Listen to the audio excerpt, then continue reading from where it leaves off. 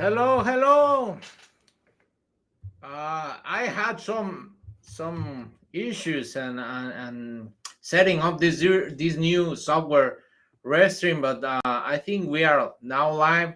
I apologize again. I'm not really a tech guy, but I'm doing my best, and so I apologize for that. I was trying to sing a song for you for this episode. It's about New York, so but I think because I fucked up, to be honest, it will not be the best thing to do. But welcome to this new episode to this market, exciting market of New York. It's a very huge market, and we are going to analyze the property. We are going to read, as always, the market data and in CoStar.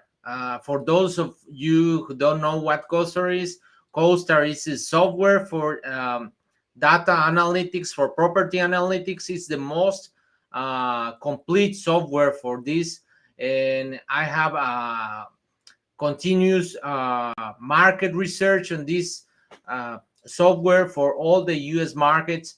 And this time we are going to analyze New York. We last week we posted on LinkedIn contest between New York and Philadelphia, and most of you vote for New York.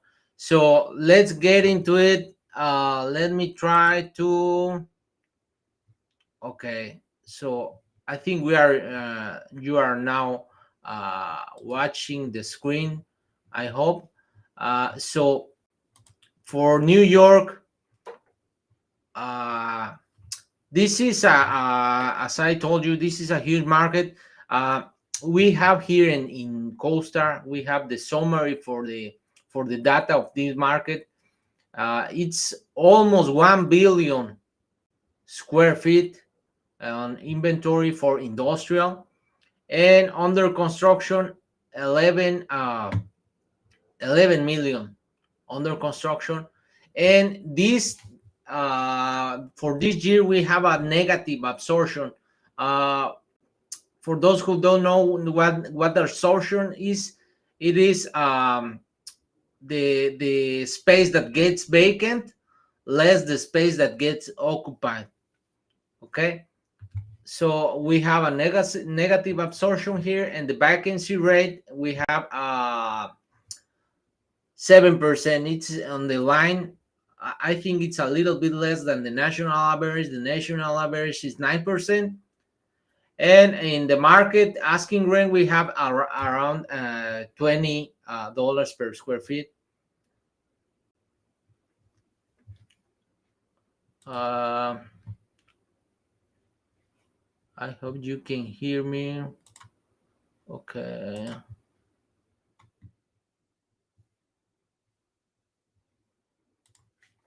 Okay, I think you cannot hear me.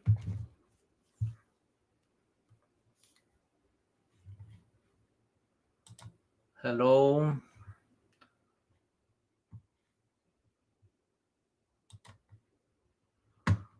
Okay.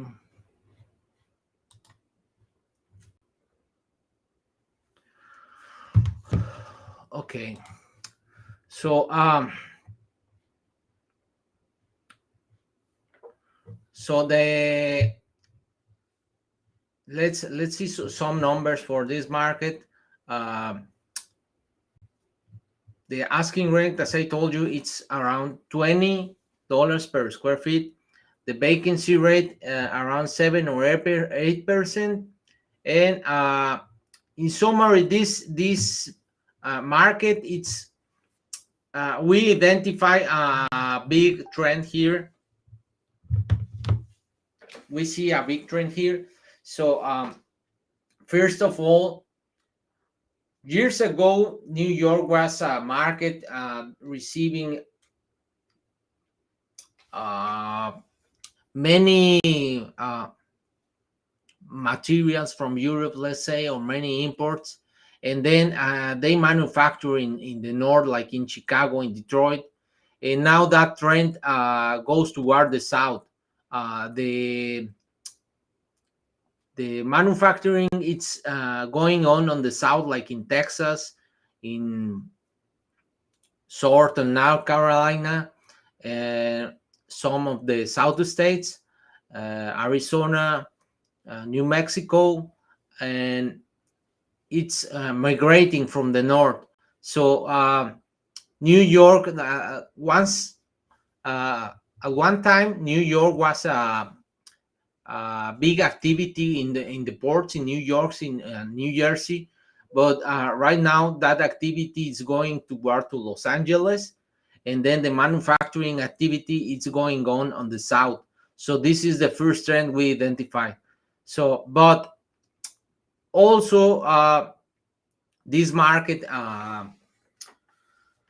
has a huge population. So actually, many people think that it's losing population, but it's not. Actually, last year the population grew by about 100,000. Let's see here, economy, job growth. We see a positive job growth.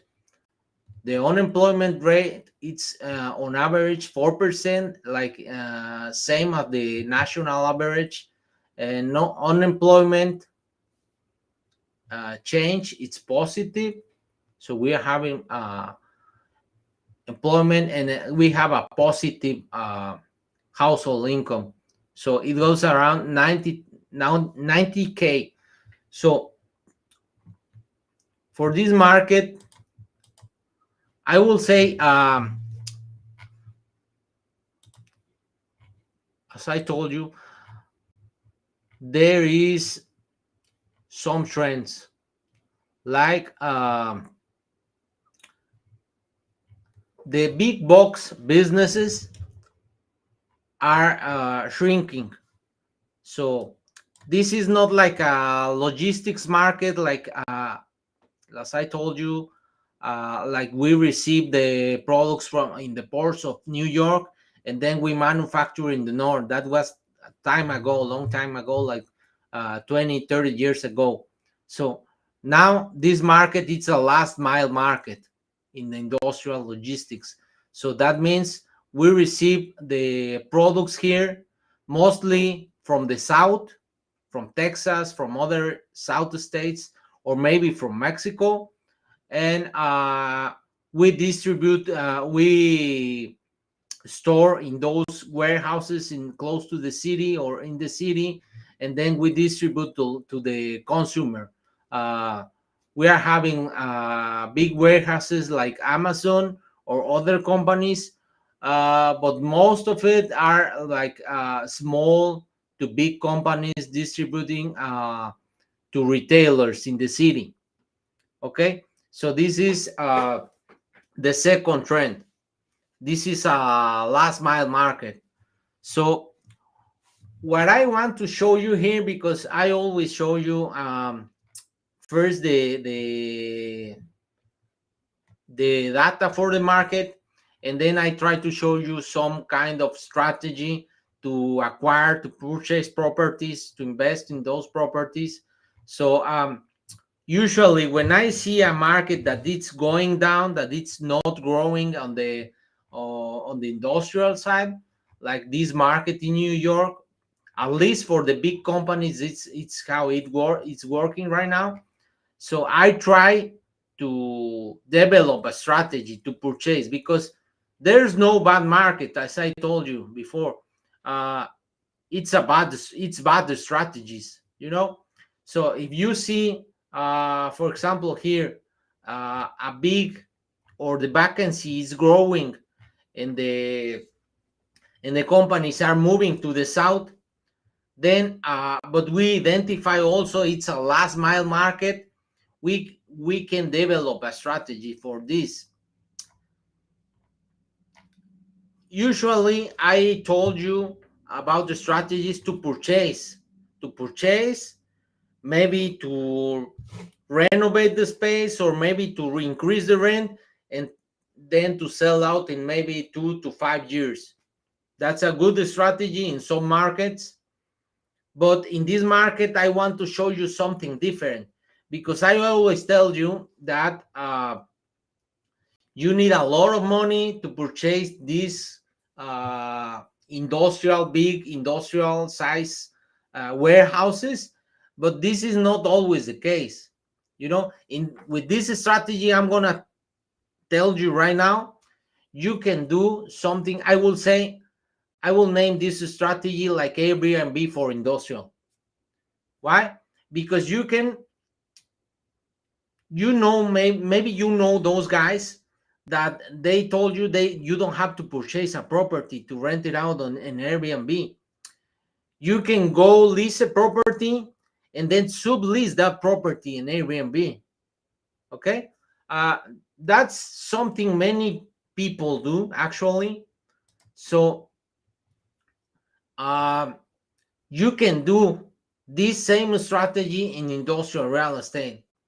You can go lease a space, a big space, and then you can go sublease this space uh, to many tenants, or maybe one tenant, and you can lease. If you get the rent, if you get the lease in, maybe let's say 15 per square feet, maybe you lease it and then sublease it by 20 per square feet, because there are many companies that lease like 2 or 3 years ago when the common economy was better, and then they are trying to rid of some space, uh, and they are trying to sublease.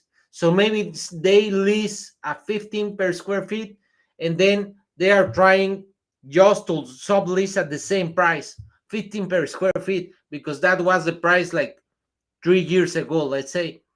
And then you go rent it out for 15 and then sublease for 20. And then you have $5 per square feet extra for that property. So that's where we are going to develop here. It's kind of the same strategy as Airbnb. So let me show you the the properties here. So let's find properties here in CoStar.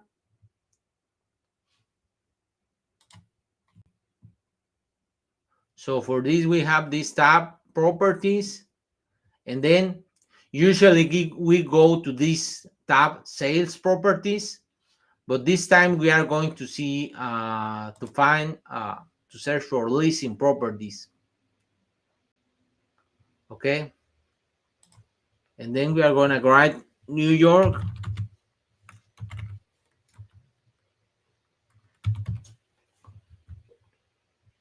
New York. Okay, coaster market.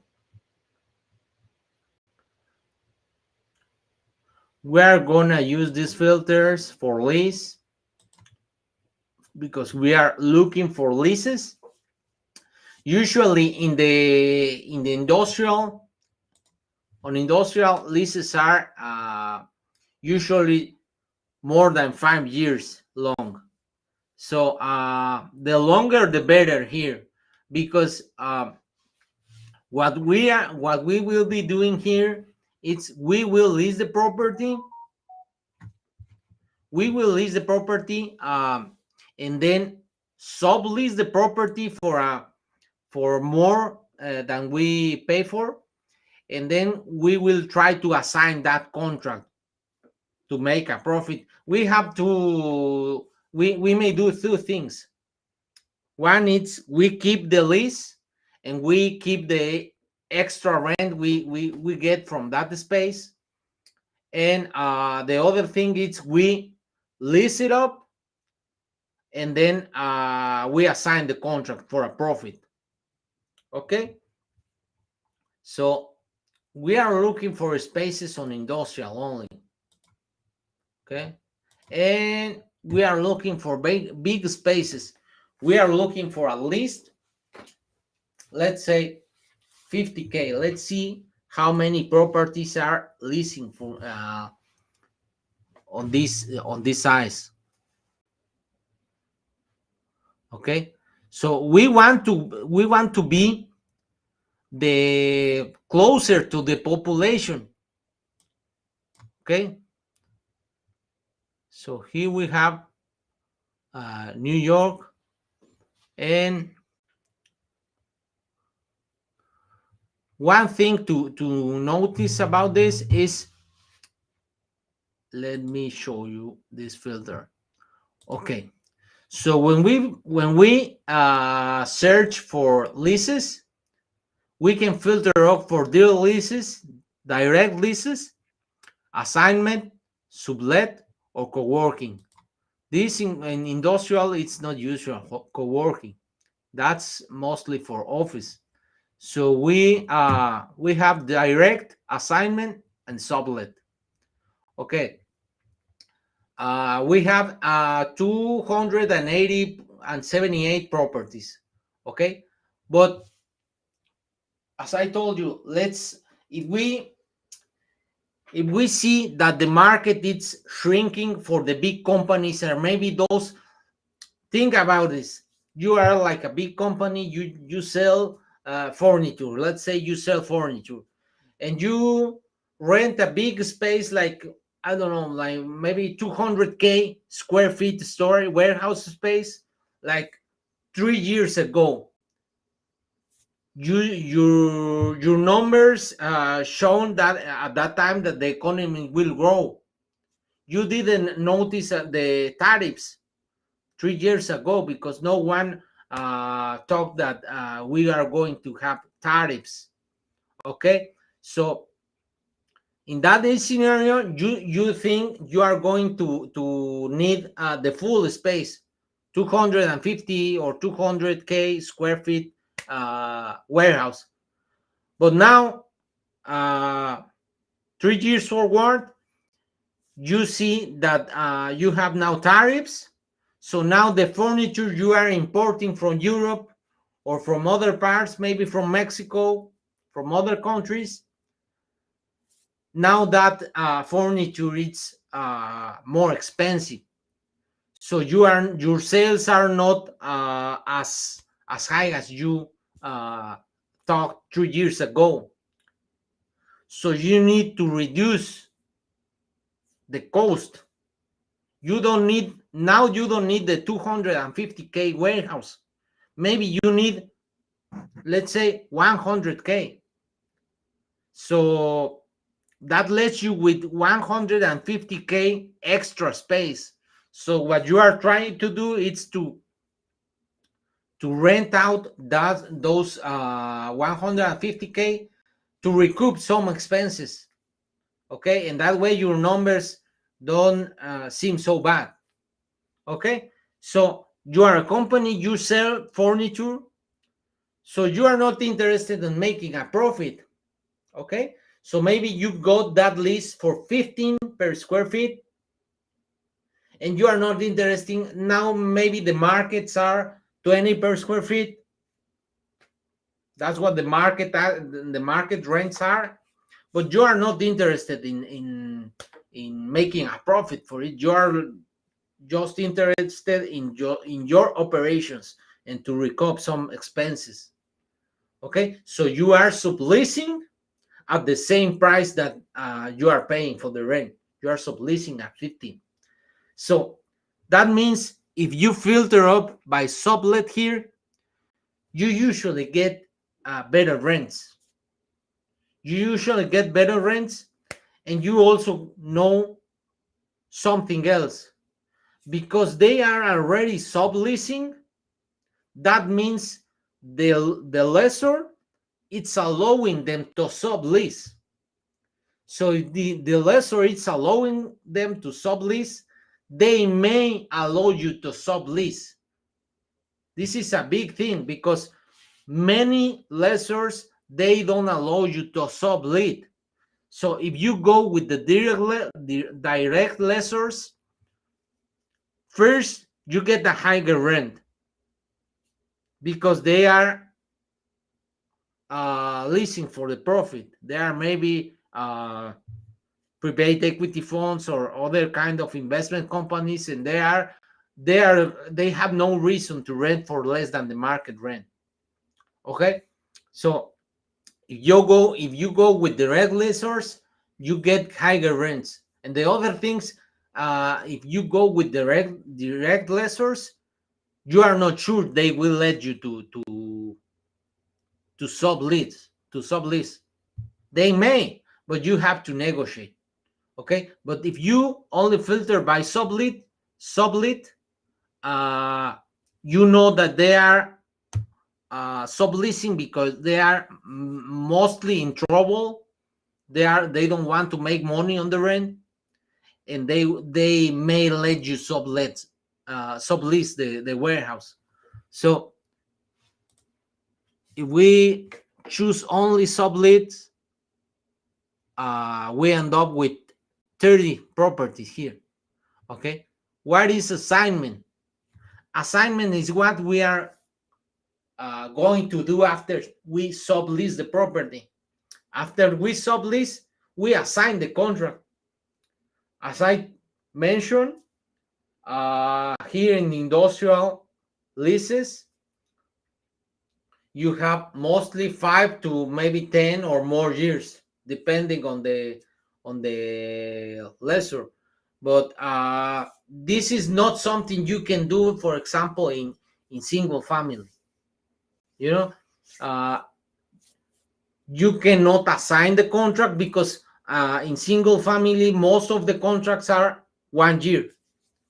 So if you get a sublease and then rent it out for another tenant, you may take maybe 3 months in that process, and then you try to assign, maybe you take 2 or 3 months more. So you take half of the length of that contract just to get an assignment, and your remaining term is just 6 months. So no one will be willing to buy a contract and assignment for just 6 months. So this is something you can only do in commercial, mostly in industrial, because industrial are usually the longer term leases. You can do also maybe in office, but office are usually maybe 1 to 3 years or 3 to 5 years. But the longest leases are always in industrial. So you may be leasing for some rent, and then find the tenant, lease it for rent it for more, and then find something that you can sell that as that you can sell or assign that contract, and maybe your remaining term from the lease is maybe 5 years, or let's say 10 years. So the longer you have on the term, the more money you will get for that contract. Okay, so that being said, we need something, because this is a market that's it's last mile for industrial. We need to be close to the people, to the markets. So the best uh, for these properties, I will say, will be here. Maybe here. This is Manhattan. So I don't really know. I'm in Dallas, so I'm not like an expert on New York market. But I will say Manhattan is the where most density is. So if we are close to Manhattan, that's a good thing. So we have this property here is 65,000 square feet. They are asking 16 to 19. So it's a sublease, of course. Let's say, okay. So for this, it's available 50K square feet at 16 to 19. Of course, we can negotiate it. Everything is negotiable. Okay. So We may get a 15 per square feet here and then rent it, sublease it at 20, let's say. Okay, so we have this property here, and let's go Manhattan. Okay, I think this is, no, this is very expensive. Let's say this one, warehouse. We have 71 available for 14 to 17. This is good. Okay, 71, built 1959. This one built 69, 61, and 13 to 16. Okay.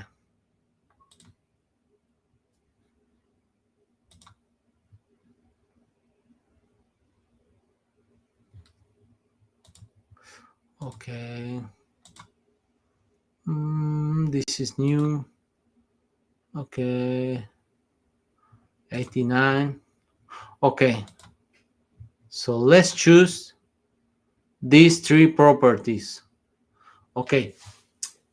We have this one, 70 Enterprise Avenue. It is renting at 13 to 16 per square feet.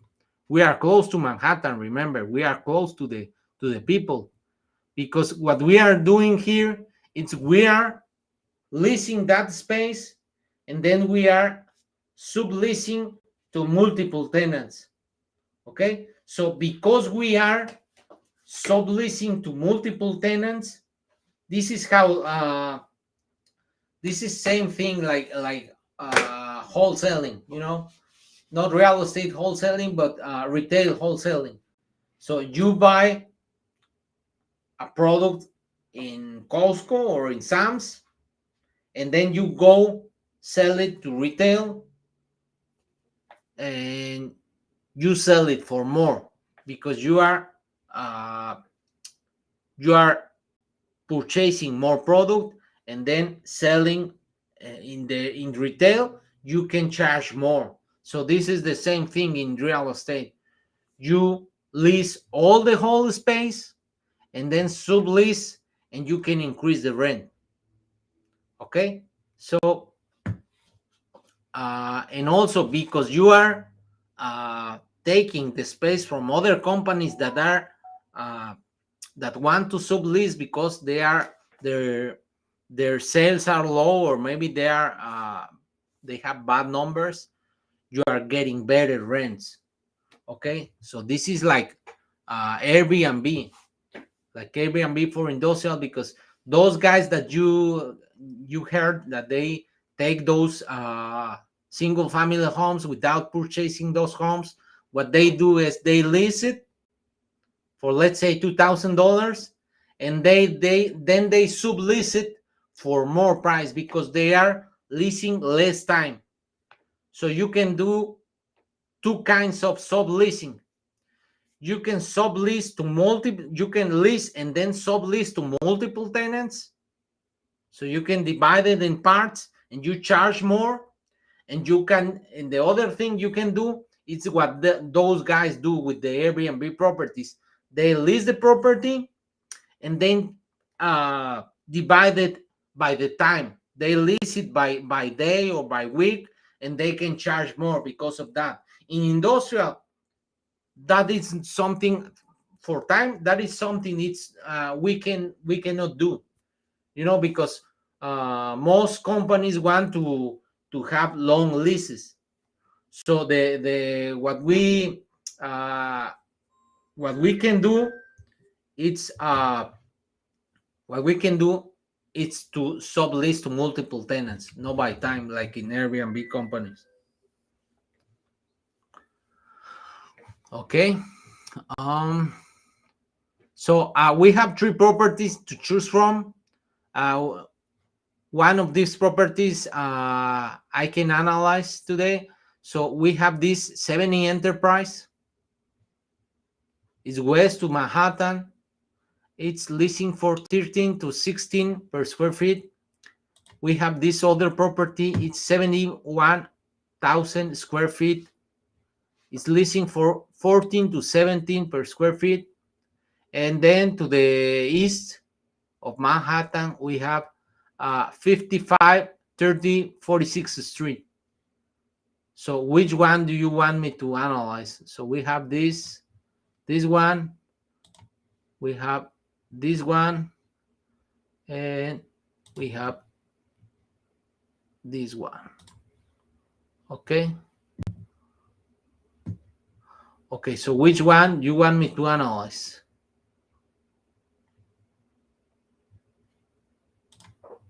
Okay, I'm gonna give you 1 minute to vote.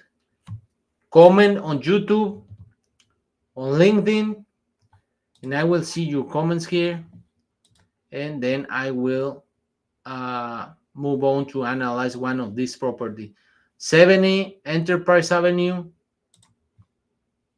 5901 Tunnel Avenue, and 55 30 46th Street. This is property number 1, 70 Enterprise, property number 2, Tunnel Avenue, and property number 3, 50, 55 30 46th Street. So we have these three. Which one do you want me to analyze? Property number 1, number 2, and number 3. Let me know which one you want me to analyze.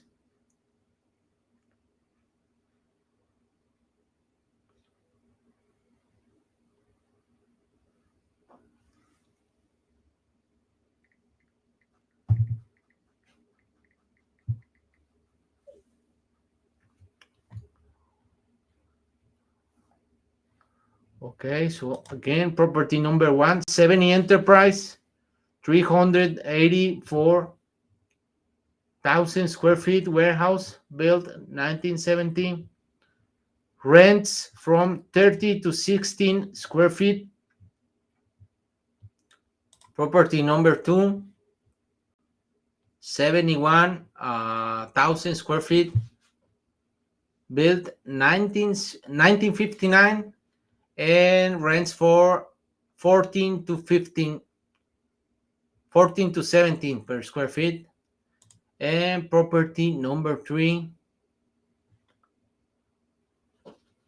51,000 square feet available, and rents from 16 to 19 per square feet. Remember, market rents here are about 20 per square feet, but that's the average. But because we are close to Manhattan, we may rent for more. I will say we will rent here for about 25 per square feet. Okay, so let me know. Have you decided yet? Okay.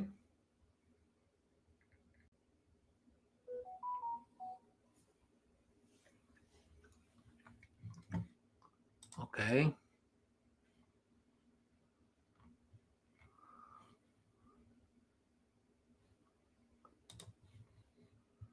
Okay. Okay, so let's choose this property.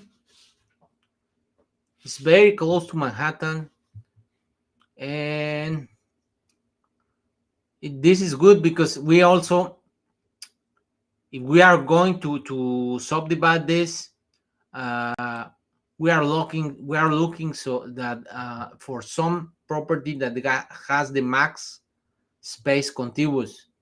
That means we can lease one property after another, and if one tenant ask us for more space, we can lease maybe the whole 350k space, or maybe we can subdivide in 50, let's say 50. Okay,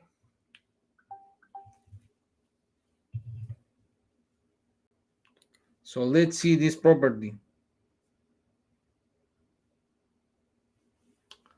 Okay.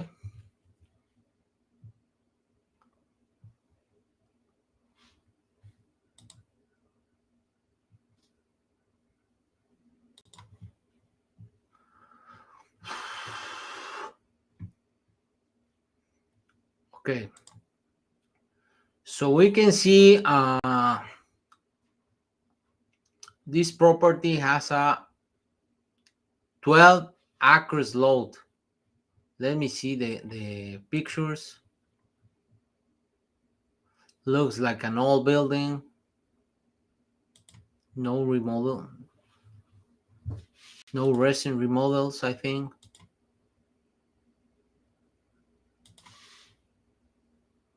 Yeah. Looks good. Let's see. We have, this is important, we have 20 stereo docks. Okay. If we are subleasing into multiple space, at least we need one door per space we are leasing. Okay, because otherwise the space will be closed. So we need some kind of access to the space. So if we have 20 exterior, that means, let's say we subdivide this one. Available space, it's 350. So if we subdivide by 50K, we have seven space we can sublease. So we have 20 doors. That means the whole space is 400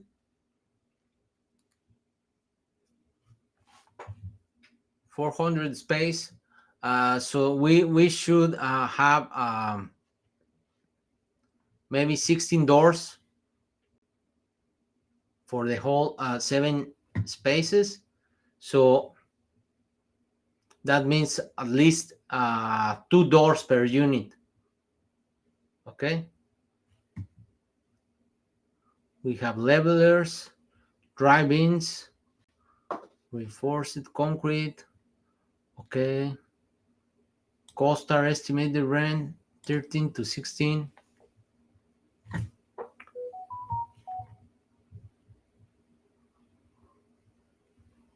Okay.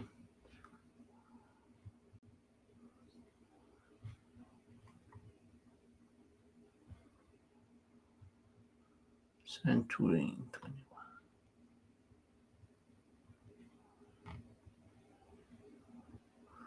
Let me see the brochure. I don't know if you can see the brochure.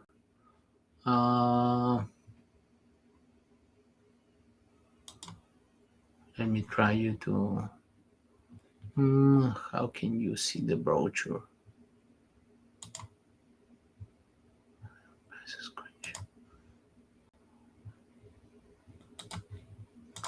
Okay, let's see the brochure. Okay.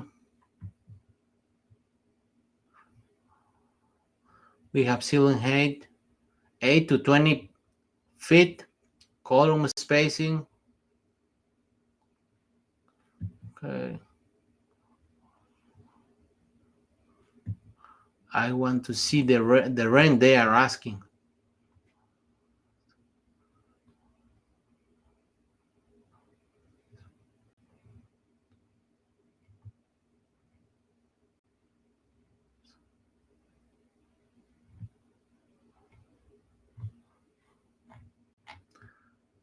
They don't mention the rent.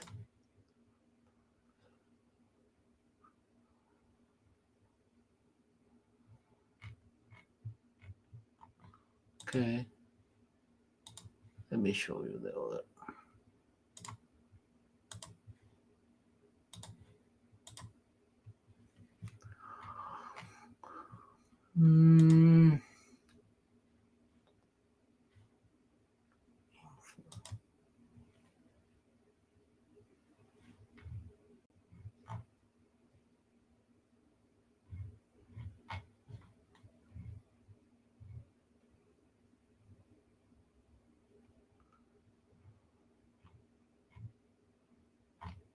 Yeah, they don't mention the rent. We have to call. Two drive-ins, 18 doors, 18 doors. Yeah, so that means two or three doors per space. Okay, occupancy 30 days, term negotiable. They have a negotiable term. They don't mention how long is the lease they have. Okay, lease analysis, tenant.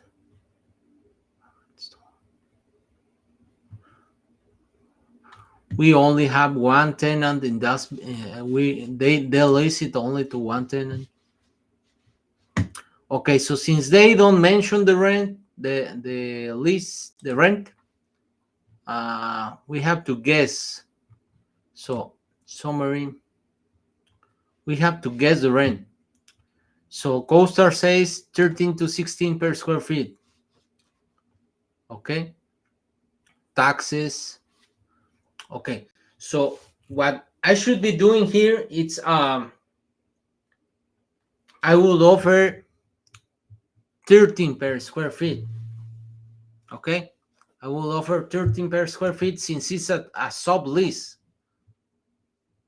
It's a sublease. They should,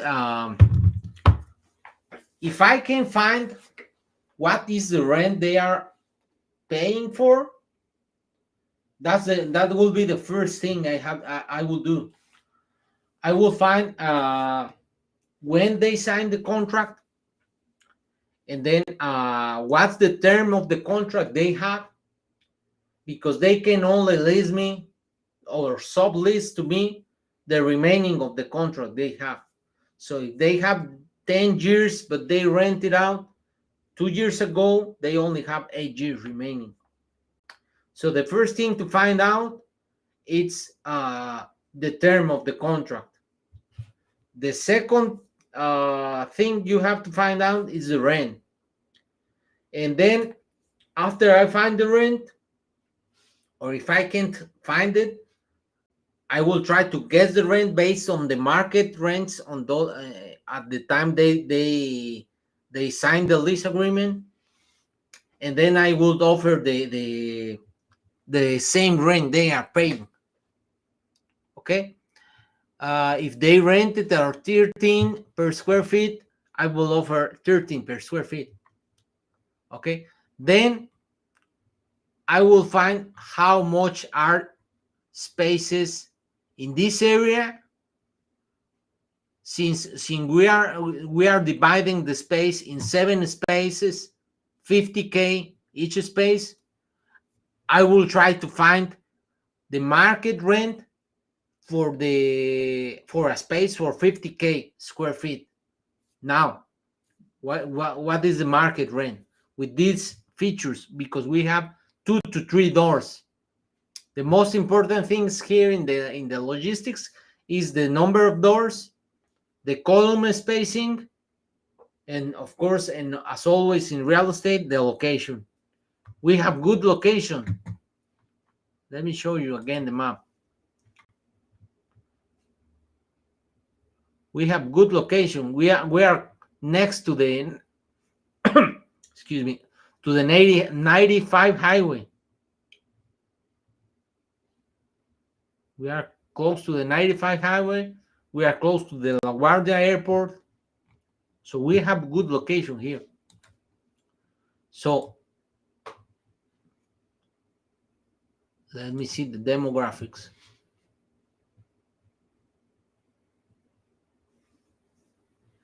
We have a good income here, more than 100 average household income, 5 miles, 130K.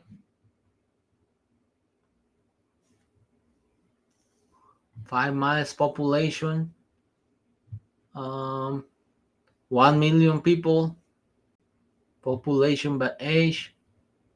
So we may rent it to service businesses. We may rent it to service businesses, or we may rent it to small last mile businesses, to small industrial companies. So I don't know how much.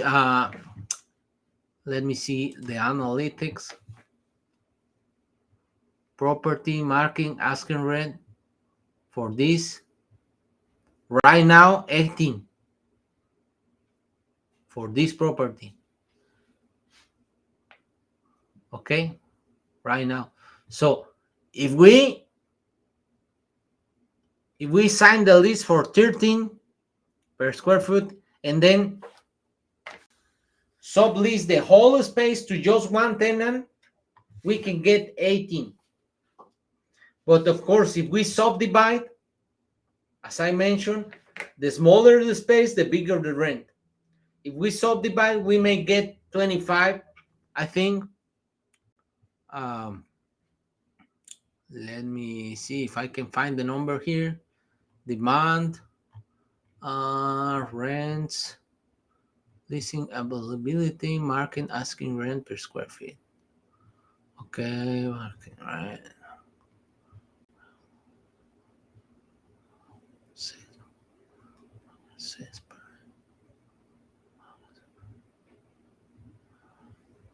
Okay, I can find the asking rent for smaller spaces, but for smaller spaces, according to the report, the market report, it will be around 25. So if we get the rent for 13, let's say for 15, and we subdivide and rent it for 25. Let me do some fast number here. So let me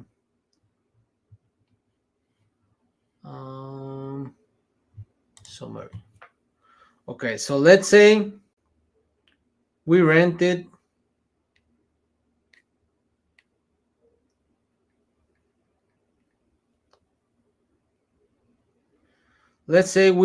for 15 per square feet. Okay, and then we have 350k by 348 248.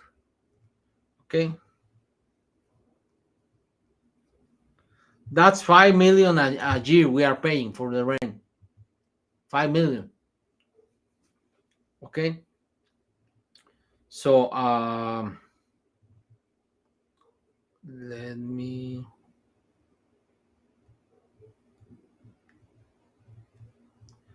okay, and then we rent it out by 425 by 348 to 248.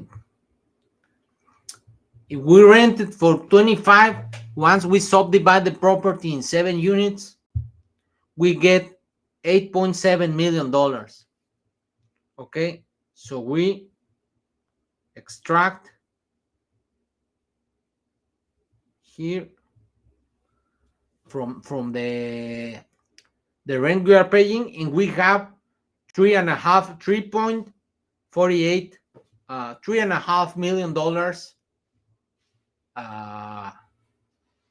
for ours, for our pocket. 3.5 million dollars for profit. Of course, all this is not profit, depending on the type of lease we sign. If that is a triple net lease, which most of the industrial leases are, this will be mostly profit, 3.5 million profit. Okay, so sounds like a good deal for something we didn't put a lot of money up front. Now you will tell me, okay, 5 million, that's the rent we are 5.2 million, that's the rent we are paying, divided by 12 months. So we are paying $500,000 in rent each month. So you will say, how can I do to pay the first rent? Because maybe we take maybe 3 to 6 months to get the tenants. Okay, so what we can do, we can since this is a sublease, we can also negotiate everything. As I told you, everything is negotiable, so we can negotiate the first rent. So in the sublease agreement, we may negotiate for the first, or maybe the second, or maybe up to the third lease, to the third rent, to be free. Okay, or maybe we don't pay the rent those 3 months, and we end up paying in the 12 month. Okay, so the tenant, the lessor, the owner of the bill, the excuse me, not the owner, because this is a sublease. The sublessor, maybe he can wait us for the until the first year to pay the first rent. So that means we will push the first three rents to the month 12, 13, and 14. If he doesn't want us to give us the rent for free, we can negotiate that. We can say, okay, I will pay you the full rent, but I will pay you in the month 12. And in the month 12, we will have enough rents from the subleasers and enough profit, because we will have almost 1 year of profit. And with that profit, we will pay the rent, and the first rent we didn't pay at the beginning. So we can push those rents, and that let us some space to find the tenant and get the building cash flowing. Okay, so that way we can do a good profit without putting any money. Okay, so after we have the building cash flowing, we got the lease, then we subdivided, and then we lease it to multiple tenants. So once we have that, we are able to assign the contract. Since we are having almost 3.5 million a year for profit, we have to find out how long is the remaining term for the lease. So, for example, if we have 8 years remaining, that means if we assign the contract, the new owner of that contract will earn 3.5 million each year during 8 years. So I will not run it now, but we can run a present value analysis. So we bring up all those cash flows up to date, and we may sell maybe that contract for, let's say 15 to 20 millions. It's not a crazy price for that contract, because the new owner will be cash flowing the property. Okay, so this is I hope you like this video. This is a way you can invest in those big industrial buildings without being like a filthy millionaire, filthy rich, so with the good strategy, with the good advice, and the good team, you can do these kind of deals. So you can call me anytime, you can grind me. I'm a real estate agent here in Dallas, but as you see, I can access any property all over the US. And even if you are interested in investing in other countries like Mexico, I can help you too. But I can guide you to invest in on industrial properties all over the US, and I can guide you with this kind of strategies. Okay, so you can call me, you can leave a comment, you can add me to LinkedIn. I'm on LinkedIn as Andres Vite, and I will help you to find the property and to grow your money and to make it big on commercial real estate investing. So hope you guys to like this video.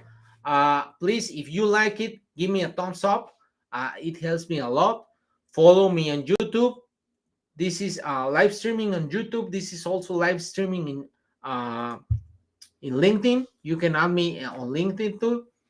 And if you have a comment or you want me to help you with finding some property, leave it on the comments, or give me send me a message on LinkedIn, and I will be happy to help you.